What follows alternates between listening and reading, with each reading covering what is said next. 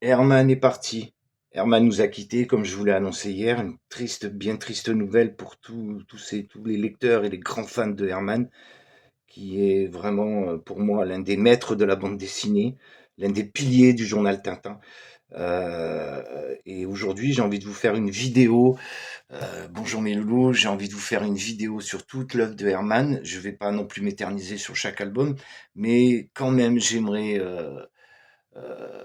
je ne sais pas comment faire, mais je vais peut-être faire des petits, ce qu'on appelle des shorts apparemment, qui durent 1 minute, 2 minutes, sur chaque album de Jérémia, juste pour vous faire plaisir, si vous avez envie de le découvrir pour des nouveaux fans de bande dessinée, qui peut-être ne connaissent pas certaines œuvres qui sont passées inaperçues, même pour des fans, parce que Herman a fait beaucoup, beaucoup, beaucoup de choses, et parfois des albums d'auteurs, entre parenthèses. Et franchement, voilà. Donc, je vais vous présenter euh, sur cette vidéo toute son œuvre. Je vais pas m'éterniser non plus, puisque j'ai, oui, c'est vrai, j'aurais tellement de choses. Mais bon, je pense qu'il y a énormément de gens, énormément d'articles, voire peut-être une émission de télévision, allez savoir. Il a quand même participé à la Grande Librairie le jour où il a touché enfin son prix à Angoulême en 2016. C'est scandaleux, c'est un peu comme les Césars. On se demande d'où sort comment dire, d'où sort ces nominés et ces césarisés, quoi. C'est un petit peu pareil au niveau de la bande dessinée Angoulême. Des fois, je tombe des nues. Bon, alors cette année, je vais pas rentrer là-dedans. Apparemment, il n'y a pas eu Angoulême, c'était compliqué. Je suis pas rentré dedans parce que déjà, je comprends rien. Mais alors, rien du tout. Bon, peu importe, Herman, tu es immortel. Tu resteras immortel. Jugurtha, vraiment première série de Herman. C'est Greg qui a décidé de lui donner cette petite série qu'ils avaient envie de démarrer pour faire la main à Herman, mais autant vous dire qu'Herman n'avait pas besoin de se faire la main, c'était déjà un dieu de la BD. Donc du coup, il a dessiné les deux premiers albums de Jugurtha en 1900, je crois que c'était en 1967, si ma mémoire est bonne, et sorti en album en 1975. C'est vraiment ça, l'une de ses premières BD. Il a fait d'autres petites histoires de 7 8 pages, donc j'en ai repéré une parce que malheureusement j'ai pas tous les albums. Donc j'ai repéré, il nous avait sorti dans les Dalton en noir et blanc, puis ça a été colorisé, donc il fait partie des premières BD de Herman. Euh, on a d'ailleurs un personnage qui ressemble à Kentucky, qui est dans Red Dust, le premier album de Comanche. Donc voilà, c'est l'une de ses premières histoires. Il avait fait aussi Alerte aux pirates, je crois pas que je l'ai. Et je m'en veux un peu parce qu'ils ont sorti en novembre 2025 à peine, donc 3 mois, les inédits de Herman, j'ai pas fait attention. Pourtant j'ai eu une alerte et bon malheureusement c'est les gens de mes petites maisons d'édition qui pensent pas trop aux lecteurs, qui nous sortent des petits tirages de 500 exemplaires partis en 8 jours. Et ça je trouve ça dégueulasse de pas penser aux autres qui n'ont pas ces anciens albums. Donc c'est bien mignon tout ça, mais voilà, je supporte pas ces petites maisons d'édition qui nous font des tirages à 500 exemplaires. Ils savent que c'est parti en 2 semaines, c'est même pas réédité, voire même 10 ans plus tard ils le rééditent pas, sauf si vraiment c'est des albums qui deviennent cultes. Donc je m'égare, je continue. Alors, Jugurtha, donc première série, on va dire, officielle de Herman, qui a été repris par Franz par la suite, mais plutôt romancée, puisque les deux premiers albums concernant Herman sont des petites histoires courtes de 8 pages, scénarisées par Jean-Luc Vernal, l'un des rédacteurs en chef du journal Tintin, et qui était déjà sur les genoux de Hergé à l'âge de 7 ans, donc pour vous dire qui c'était Jean-Luc Vernal, bon, qui est décédé aussi. Donc il nous a fait cette première histoire, des deux albums avec des petites histoires courtes sur vraiment la vie de Jugurtha en midi. Et puis le troisième album qui a été publié en 1975, donc 7 ans plus tard, 8 ans plus tard, c'est Franz qui a repris au crayon. Il voulait pas trop puisque il n'avait pas envie de passer derrière Harman, et ça je peux le comprendre. Et pourtant, cette série est devenue sa série, ainsi que l'Esther Cockney qui nous a fait plus tard, qui est devenue sa série personnelle, ne serait-ce que scénarisée et dessinée. Donc voilà, c'est Jugurtha, le premier album de notre ami Herman. Ensuite, eh bien sûr, il nous a fait en 1969 le premier Bernard Prince. Bernard Prince, premier album. Alors, je les ai en intégrale. Il y a 3 volumes de Herman d'ailleurs. Et donc, il nous a fait Bernard Prince. Donc, ça, dans cet album, il nous montre les nouvelles couvertures qu'il a fait pour la réédition. La vraie premier épisode du Général Satan, le Général Satan de Bernard Prince en 1967. Et déjà, un sens, comment dire, un sens de la narration, un côté cinématographique, un côté cinéma que beaucoup de dessinateurs auraient du mal à retranscrire en bande dessinée. Et lui il savait le faire. Et influencé de Didier, un dessinateur de l'époque, JG, mais qui faisait Jerry Spring, mais il a vite pris son envol. Donc on est en 1975. 2-3 ans plus tard, et ben déjà son dessin évolue parce que lui, Herman, son truc, c'est que son dessin a continuellement évolué, s'est continuellement remis en question. Donc voilà, Bernard Prince en 1967, ensuite en 1969, et dans la foulée, il nous a sorti le premier, toujours avec Greg qui a fait Bernard Prince, et il nous a sorti la première série de Comanche, un western incroyable en 10 épisodes en 10 albums de la part de notre ami Herman. Donc vous voyez déjà le bonhomme 1972 premier album. Donc vous voyez déjà que ça démarre vraiment. On sait déjà, alors des couvertures du journal Tintin, des souvenirs, plein de souvenirs dans cette intégrale toujours, puisque je les avais eu en album, et comme je vous ai dit la dernière fois, ma première collection, je l'ai vendue. Et je le regrette fortement. Donc Comanche, premier album, et puis ensuite les autres albums, il y a eu plusieurs titres, Les Guerriers du Désespoir, les du Booming, Le Désert sans lumière, des albums qui m'ont marqué à vie pendant mon enfance et que je relis encore. Et d'ailleurs, je vais tout relire à Arman avec toujours autant de plaisir, et je peux vous dire que c'est pas du tout démodé. Alors autant Bernard Prince, effectivement, comme c'est de la BD réaliste à notre époque, mais des westerns, ça reste toujours des westerns, peu importe l'époque où vous la dessinez. Donc Comanche, c'était en 1972. Ensuite, il veut prendre un petit peu son envol, Herman, il en a un petit peu marre de travailler pour le journal Tintin, et puis qu'on lui dise comment on doit dessiner ou comment on doit faire, et il sort sa première bande dessinée de science-fiction, Jérémia, post-apocalyptique. Mais quelle gifle, alors attendez, j'ai bien noté, bien préparé, en 1979. Première BD post-apocalyptique. On pourrait dire qu'il s'est un petit peu inspiré de Simon du Fleuve, mais c'est plus côté hippie au niveau scénario post-apocalyptique. Mais Jérémia, ça n'a vraiment rien à voir. Parce que les mauvaises langues de l'époque disaient oui, il a copié sur Simon du Fleuve. Herman copiait quoi que ce soit, mais n'importe quoi. Donc tome 1, déjà son dessin complètement changeant. Totalement, il est passé du coq à l'âne au niveau de ses dessins. Ah, et aussi dans cette collection de Jérémia, qui est une frise que j'ai pris chez Hachette, où c'est toute la collection de Herman. Non, par contre, j'ai pas ces 6 derniers albums de Jérémia, ils se sont arrêtés au 31, c'était les années 37.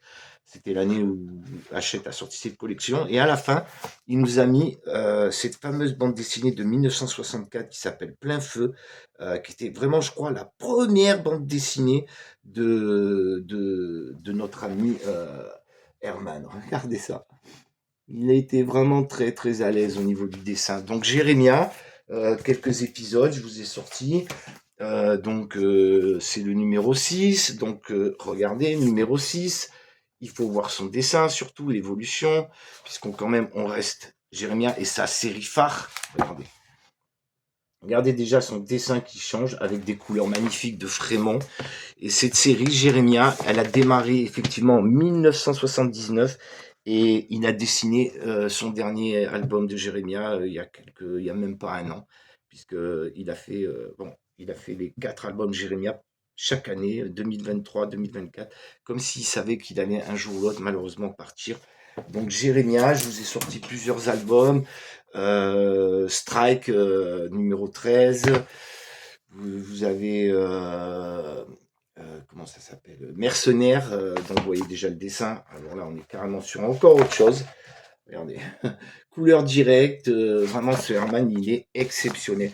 Donc jusqu'à 2024, 2000, oui, 2000, voire même 2025, je crois. Il nous a dessiné sa série phare Jérémia post-apocalyptique avec son ami Kurdi. Donc on sait qu'effectivement Kurdi, c'est plus un personnage qui ressemble énormément à Herman. Et Jérémia, c'est plutôt le contraire de Herman et c'est ce qu'il aurait voulu être. Et qu'il n'a pas pu être, puisqu'il était plus côté kurdi. C'était un révolté, notre ami Herman. Il était révolté, moi aussi d'ailleurs, par notre société, par les gens qui nous gouvernent, par un tas de choses. C'était un engagé. Et de temps en temps, il nous a fait quelques albums, et c'est surtout cela que je voulais vous présenter. Ensuite, qu'est-ce qu'il nous a fait en 79? Les années passent. 85, il nous sort une autre série phare, Les Tours de Bois-Maury, que j'ai malheureusement à vous montrer en gros intégrale, puisque pareil, je l'avais en série, en album, mais que je n'ai plus depuis que j'ai, comment dirais-je, je l'ai mis à l'envers, que j'ai vendu ma première collection. Alors, un dessin magnifique, Les Tours de Bois-Maury, ça se passe au Moyen-Âge, il n'y a pas de date vraiment précise, et on suit les aventures de ce chevalier avec son collègue qui essaie de récupérer ses tours de bois Maury, puisqu'apparemment il a été banni de cette forteresse. Et on voit donc ça finit, c'est bien, c'est une très bonne série et on est surpris par la fin. Mais c'est du Herman, c'est pas étonnant. Donc je vous le conseille, Les Tours de Bois Maury. Il nous a fait un préquel qui s'appelle L'Homme et la hache, qui se situe entre le 9 et le 10, je crois, ou entre le 8 et le 9, qui a été dessiné en 2016 et scénarisé par son fils Yves. Euh, il y a eu donc quelques années plus tard Les Tours de Bois Maury en 1900, non, en 2000, 2000, je crois 2015, ou je sais plus, j'ai pas noté par contre c'est son fils donc qui scénarise ce nouveau site des Tours de Bois-Maury qui se passe donc avant, si ma mémoire est bonne, avant l'histoire de, non après le Chevalier des Mares dans les Tours de Bois-Maury. Donc c'est quelques décennies plus tard. Donc scénarisé, je vous cache pas que je l'ai pas lu. Alors il y a beaucoup de dialogues avec son fils Yves et donc au début ça me choquait, puis il en fait de moins en moins, je pense. Il en a fait de moins en moins avec les albums qu'on suivi. Donc ils nous ont fait cette série de 5 cycles 2, on va dire, de 5 volumes qui sont en album et qui est sorti en intégrale il y a très peu de temps, donc qui est disponible de Herman. Ensuite, qu'est-ce que nous avons ensuite? En 1988, il nous sort des histoires courtes chez Glénat abominables, dont une petite histoire courte qui s'appelle La Cage, qui est une magnifique histoire, donc avec ce dessin toujours unique de Herman, une magnifique histoire un petit peu gore, et qui a été publié pour la première fois en tirage limité. Donc on ne pouvait l'avoir qu'en tirage à feuille volante. Voilà, Herman était comme ça. Et puis ils ont fini par rééditer plusieurs petites histoires courtes et le sortir en un recueil qui s'appelle. Alors elles sont toutes bien. Franchement, je vous dis, elles sont toutes, elles sont toutes à tomber par terre les histoires. Il y en a pas beaucoup, il y en a 4 ou 5 je crois. Mais elles sont, je vous le conseille, cet album abominable, il est encore disponible, prenez-le. C'est vraiment de la bonne BD. Ensuite, un peu plus auteur, j'ai lu que la moitié, j'ai jamais lu la fin. C'est Missier Vandisandi. Ça a l'air loufoque, baroque et loufoque. Et comme je vous dis, c'est pas trop mon style, sauf le dernier Loisel. Et à cette époque, donc quand je lisais dans les années 90, c'est pas le genre de BD que j'aurais acheté. Donc je l'ai pris il y a pas longtemps. Elle est encore dispo et même dans les premiers tirages. Donc c'est pas une BD qui a vraiment marché. Je crois qu'il dans les interviews, il le dit d'ailleurs, il est très déçu. Donc c'est assez spécial. Missy Vandisandi, c'est chez Air Libre. Il a fait quelques albums comme signé Lombard. Donc Missy, alors voilà, je vous le montre, il est encore dispo. C'est une BD assez spéciale, je ne peux pas vous la raconter, je ne me rappelle plus. Et puis de plus est, je n'ai pas lu entièrement la BD. Ensuite, il nous a fait BD très engagé suite à une photo qu'il voit sur Paris Match, qui redessine d'ailleurs qui est cette photo. Et l'album, c'est Sarajevo Tango. C'était pendant la guerre en Serbie, en Yougoslavie. Donc, vous savez de quoi je parle, à Sarajevo. Donc, vous voyez, il part sur cette photo qu'il voit sur Paris Match et monsieur prend ses crayons et voilà, il nous balance une histoire de 50 pages incroyable, détonnante, géniale. Pouah, et ben voilà. Et puis il a une force de nous montrer, parce que Herman, c'est le seul. Si vous le verrez, je vous montrerai son paysage dans Katinga, qui est pour moi l'album, mais un niveau extraordinaire. Il n'a pas été reçu, et ça reste, c'est devenu un album culte, et il n'a pas été reçu comme il l'avait espéré à sa sortie. Mais je peux vous dire que c'est l'un de ses meilleurs albums, surtout au niveau du dessin. Donc Sarajevo Tango chez Air Libre, toujours chez Dupuis. Ben, vous vous en doutez bien, hein, c'est une histoire sur la guerre, et je peux vous dire que c'est pas gai du tout. Voilà. Un Sarajevo Tango en 95. Alors, entre-temps, il se passe des 3-4 ans et il dessinait, bien sûr, vous vous en doutez bien, Jérémia, Comanche. Par contre, Comanche, ça s'est arrêté très tôt, en 79. Donc, après, ça a été repris par Rouge, qui était un très bon dessinateur, mais qui, à mon avis, n'a pas eu trop de chance. Enfin bref, donc entre-temps, il dessinait Comanche, Jérémia et qu'il a fini Bernard Prince et Comanche et ensuite il a continué Jérémia tranquillement et il dessinait entre-temps des albums, surtout beaucoup de one-shot. Katinga, l'album phare, je vais le présenter sur un genre de short parce qu'il vaut vraiment le coup. Je veux vous détailler ces dessins qui sont incroyables, mais regardez-moi ça, ces dessins vivent, ils bougent. Vous regardez chaque image, il bouge, il bouge. Les feuilles, les arbres, tout bouge dans son dessin. Ne serait-ce que Là, regardez cette première planche. Alors lui, il a toujours le chic pour en une page, il vous montre déjà dans le contexte où vous allez vous trouver dans l'histoire. Regardez, tout bouge, les feuilles, les rochers. J'ai l'impression que quand il dessine des rochers, il représente des monstres, juste pour donner il va faire des rochers avec des silhouettes de monstres, vous le voyez si vous décortiquez le dessin, pour montrer un peu l'ambiance du moment, quoi. Si c'est gentil, il va nous faire des rochers. Mais c'est génial. Je le présenterai plus tranquillement, puisque vraiment cet album, il vaut le coup. Herman, on a tué Will Bill, Katinga, qui était sorti en 97. On a tué Will Bill en 1999.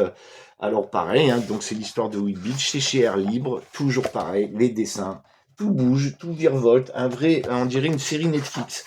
Euh, c'est du Herman, un dessin bien à lui, que personne ne peut pomper, c'est extraordinaire. On a tué Will Bill en 99, en 2000, il nous fait. Alors, il rencontre Jean Van Damme, ils dînent ensemble, ou ils déjeunent, je ne sais plus. Alors, ils n'ont pas souvent travaillé ensemble, même je crois que c'est la seule fois d'ailleurs. Mais pourquoi? Ben, pour la simple raison, c'est comme quand vous mettez un film comme Hit avec Al Pacino et Robert De Niro, deux stars ensemble côte à côte, ça le fait pas. Deux pontes, ça le fait pas. Et je me souviens de la scène qu'ils ont fait quand ils se sont rencontrés, De Niro et Al Pacino. On ne voyait jamais les deux ensemble. On voyait l'arrière de Pacino, De Niro, et le contraire, l'arrière de Niro et Pacino devant. Et ben Van Damme et Herman, c'est pareil. Ils ne peuvent pas travailler ensemble. C'est les deux plus grands de la BD. Un en tant que scénariste, Largo Winch, Torgal, et j'en passe, et j'en passe, et j'en passe.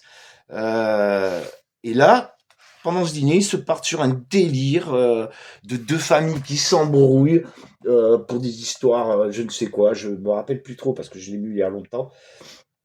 Et, et ça part totalement en sucette, en vrille. Donc ça devait être autour d'un bon verre. Et c'est extraordinaire. Lune de guerre, ça s'appelle. Prenez-le, il est dispo. Prenez-le, je vous le conseille, c'est une merveille. Ensuite, il nous a fait en... Alors, il a fait avec son fils 3 albums. Je crois que c'est les premiers albums qu'il ait fait. Il nous a fait donc, c'est du polar dans les années 50, car son fils était apparemment un grand fan des polars des années 50, polar noir. Il nous a fait en 2000, 2002, 2005 une trilogie de polars dessinée par son papa.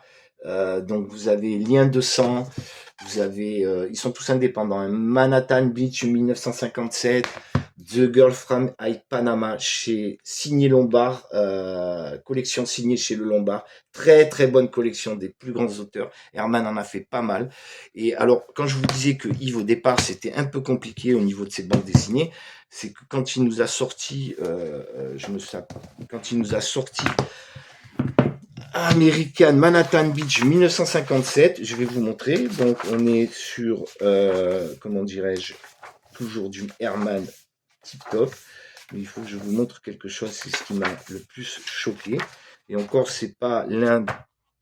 Alors, c'est lequel? Vous voyez, je l'avais préparé et encore, j'y arrive pas.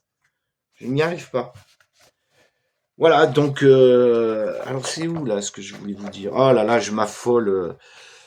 Je m'affole. Oui, voilà. Donc, première page d'Herman, c'est pas du tout du Herman, c'est clair et net. Tout ce dialogue, tout ce blabla, genre on a l'impression de lire un roman finalement. Et ça, alors moi ça je supporte pas quoi. Je veux dire, il y a des livres avec des lignes, c'est fait pour, et une bande dessinée qui dégueule de dialogue. Et encore là ça va, hein, c'est retenu. Mais voilà, donc je sais qu'il y a énormément de dessinateurs type auteur, roman graphique, où les dialogues ça dégueule dans tous les sens. On comprend. Je sais pas qui peut lire des choses pareilles. Enfin voilà, donc il nous a fait 3 volumes, je venais de vous les montrer, et c'est le troisième de la trilogie. Le dernier, ben ça y est, on commence à prendre. Bon, il reste quand même sur les dialogues, hein, je vous cache pas, et le dessin après, bon, de Herman, il disparaît, et ça m'énerve.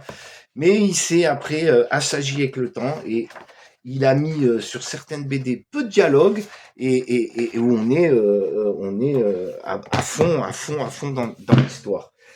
Donc voilà. Ensuite, il nous a fait Zongo. Alors c'est une histoire un petit peu zarbi. Zongo, où est-ce que je l'ai mis? Je ne sais plus. Il a fait ça en 2003 ou 2004. Pareil, c'est du fantastique. C'est pas mal. J'ai pas très bien compris la fin, je vous avouerai. Ça m'agace aussi. Mais c'est bien, c'est du Herman. Et moi, Herman, je vous l'ai dit. Air libre, Yves H. Son fils qui a fait le scénario. Africa, il y a eu une suite au retour au Congo. Africa, c'est une bande dessinée sur un chasseur en Afrique. Pareil, bande dessinée très personnelle. Donc je pense qu'il a dû voir quelque chose qui l'a interpellé, puis il nous a fait cette histoire. Ben, moi j'ai aimé. Au début, je voulais pas le prendre. Et puis je l'ai lu il y a pas très longtemps, je vous le cache pas. Et j'ai aimé, j'ai adoré, j'ai aimé. Oh là là, quand je vois tout ce qu'il a fait, notre ami. Ensuite, il nous a fait alors Africa, c'était 2007. Ensuite, en 2008-2011, puisqu'entre-temps, comme je vous l'ai dit, il dessine Jérémia et sa bande dessinée phare. Et en 2008, donc 2008-2009, il nous fait une histoire de pirate, Le Diable des Sept Mers, pareil, chez Air Libre, donc scénarisé par son fils Yves, et toujours, donc un petit peu inspiré de L'île au trésor, et toujours le dessin magnifique de Herman. Oh là là là là, on s'en lasse pas de ces dessins. Donc, Le Diable des Sept Mers, chez Air Libre Dupuis. Alors, c'est passé inaperçu cet album. Inaperçu. Je l'ai trouvé fin fond d'une librairie genre euh, planqué, où je pense que les vendeurs n'ont même pas vu qu'il était encore là, puisque c'est une édition originale, donc c'est très rare. C'est cette bande dessinée, Une nuit de pleine lune. Ça aurait pu être du Van Damme, et je pense qu'il a été inspiré. Et alors ça, pareil, un truc de taré. Un truc de taré. Une famille qui se fait totalement, comment dirais-je, se font kidnapper, se font séquestrer. On lui demande, on demande à ces 2 personnes âgées où est le coffre et tout. Ces 3 jeunes sont totalement déjantés. Et ben ça part en 6-7, ne serait-ce que suite au passé de ce vieux monsieur qui paye pas de mine, mais je peux vous dire, c'est déjanté, c'est une très très bonne. Je sais pas, elle doit être encore disponible. Une nuit de pleine lune, je vous le conseille, de mon ami Herman.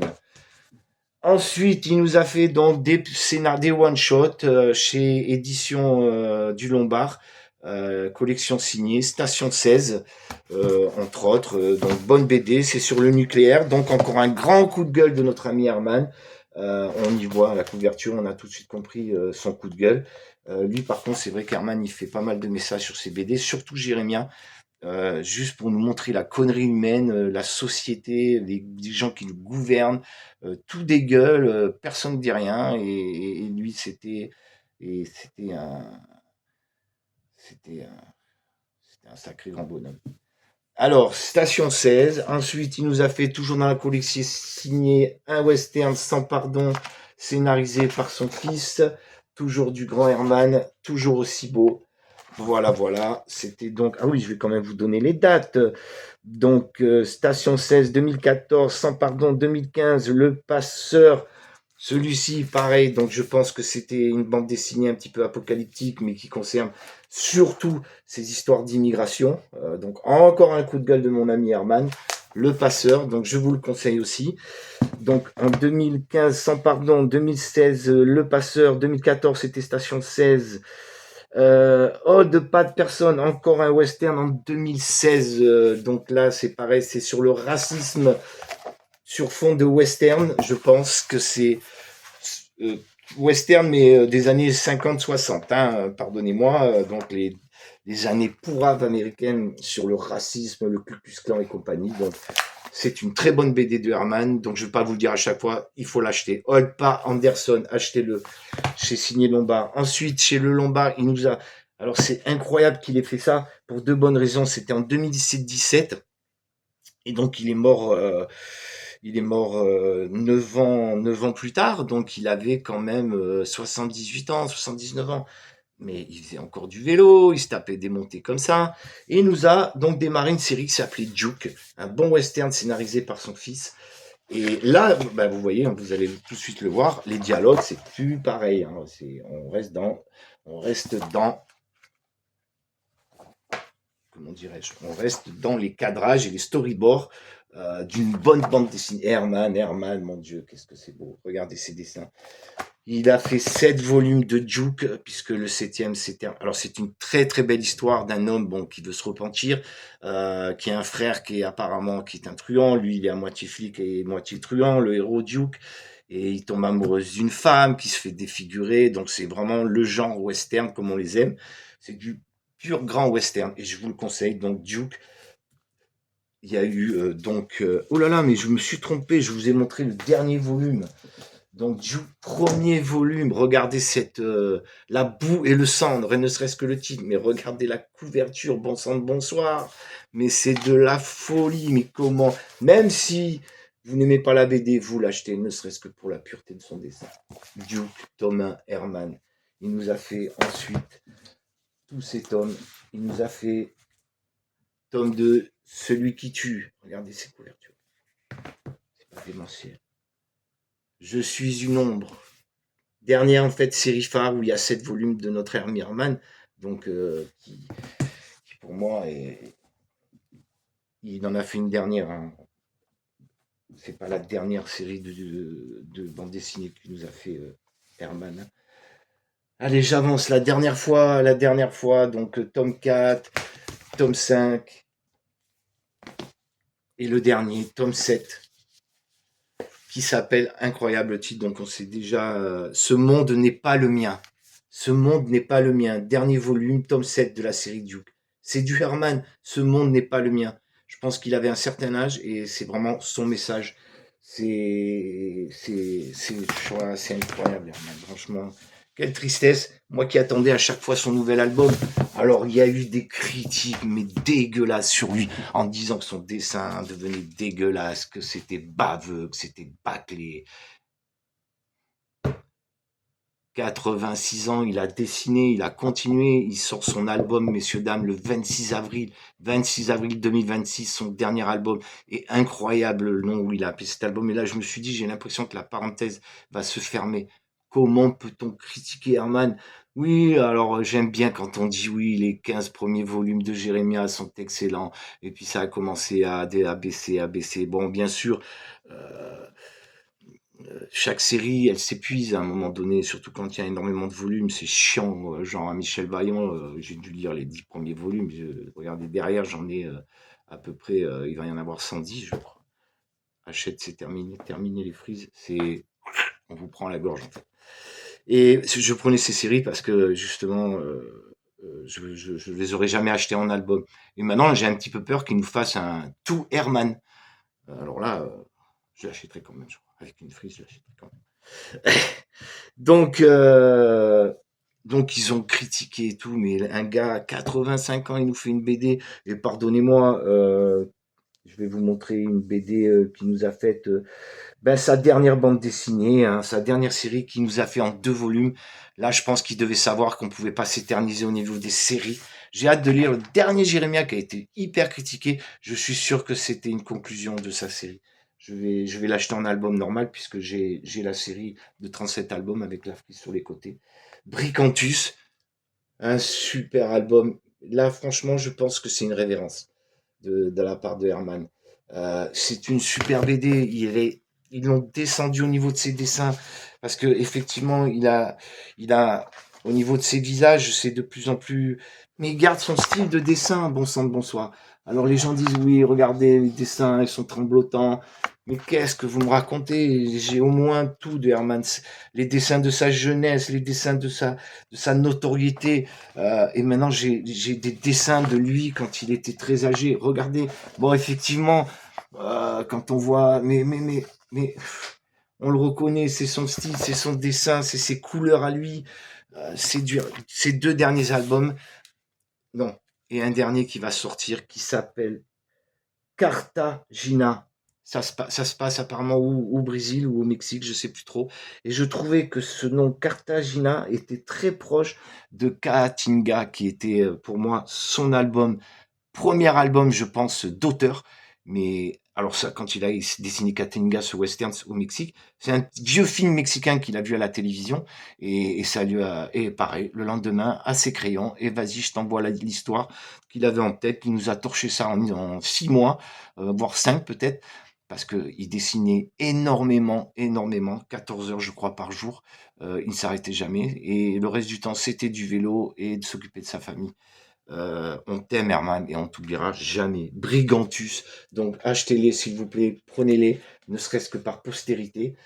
C'est du très bon, du très bon, c'est une très belle histoire de gladiateur et un peu déchu, qui croit plus trop, si vous voulez, qui croit plus trop à la vie. Voilà, et donc j'attends avec impatience son, alors je vous récapitule, Bernard Prince en 69, Comanche en 72, Jugurtha en 67, avant excusez-moi, Jérémia qui débute en 1979, qui s'arrête en 2025, Alerte aux pirates 1980, les Dalton, des petites histoires complètes un peu partout. Vous avez ensuite en 1985 le démarrage des Tours de Bois-Maury, Abominable en 1988, vous avez Missy Vandy Sandy en 1991, en 95 Sarajevo Tango, en 97 Katingo, pour moi son album phare, en 99 On a tué Will Bill, Lune de guerre en 2000 avec Jean Van Hamme, Lien de sang 2000, 2002, 2005, le triptyque policier Polar années 50 avec son fils, Africain en 2007, Le Diable des Sept Mers en 2008, Une nuit de pleine lune en 2011, Station 16 en 2014, Sans pardon en 2015, Le Passeur en 2016, Old Pa Anderson en 2016, Duke en 2017, série de 7 volumes, Jérémia 36 à 42 de 2018 à 2025, Bricantus en 2024 et son dernier album qui va nous sortir le 30 avril, Cartagena. Euh, Bernard Prince a été suivi par Danny, ensuite un album par Edouard Edan qui dessinait Tunga. Bon, ben, dessiner derrière Arman, c'est se casser les dents, hein. Ensuite, qu'est-ce qu'il y avait eu? Alors, il nous a dessiné 2 albums de Bernard Prince, Le Poison Vert et Menace sur le fleuve en 2000, en 99 et en 2010. Et L'Homme à la hache, le fameux Tour de Bois-Maury en 2021, qui était un petit préquel entre le 9 et le 10. Voilà, bon ben je vous embrasse et j'ai été long, je sais, et je pense que je vais faire des shorts de temps en temps sur Herman. Je vais démarrer sur ces dernières histoires et au fur et à mesure je vais descendre jusque dans les années 60. Je vous embrasse très fort et Herman l'immortel, tu seras toujours avec nous. Donc de toute façon, et je pense que tu le savais. On t'embrasse très fort. et embrasse tous tes potes là-haut. Il y en a quelques-uns, je vous le dis, hein, des Franz, Édouard Edan, Eddie Pape, Hergé, bien sûr, Raymond Leblanc, créateur de Tintin avec Hergé, le journal Tintin. Ciao les petits loulous!